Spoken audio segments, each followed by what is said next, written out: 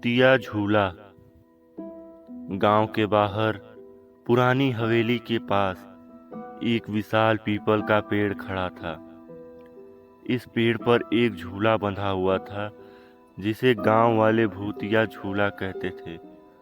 कोई नहीं जानता था कि इस झूले की कहानी क्या थी, लेकिन सभी को पता था कि रात के अंधेरे में इसके पास जाना मौत को न्योता देने जैसा था।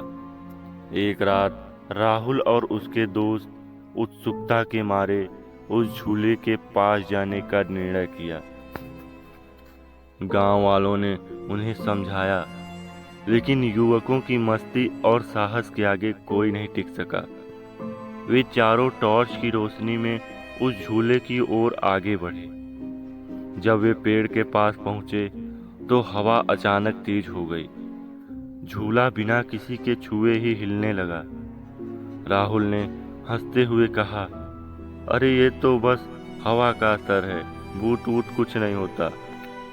लेकिन तभी उनकी टॉर्च की रोशनी में एक साया दिखाई दिया। साया धीरे धीरे झूले की ओर बढ़ा। वे चारों स्तब्ध रह गए। राहुल ने साहस जुटाकर पूछा, कौन हो तुम? साया ने कोई जवाब नहीं दिया। वह झूले पर बैठ गया और झूला तेजी से हिलने लगा।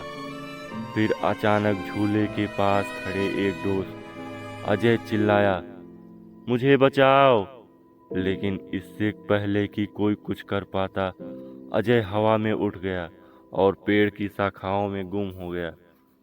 राहुल और उसके बचे हुए दोस्त भागने की कोशिश करने लगे, लेकिन जैसे ही वो भागने के लिए पीछे मुड़े, साया उनके सामने आ खड़ा हुआ। उसकी आंखें गहरी लाल थीं और उसका चेहरा भयानक था।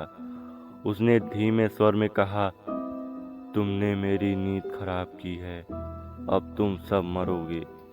तभी राहुल की टॉर्च गिर गई और रोशनी बंद हो गई। चारों ओर घना अंधेरा छा गया। राहुल को लगा जैसे कोई उसका गला दबा रहा हो। वह चीखने की कोशिश कर रहा था, लेकिन आवाज़ नहीं निकल रही थी। जब सुबह हुई, गांव वाले राहुल और उसके दोस्तों को ढूंढने निकले।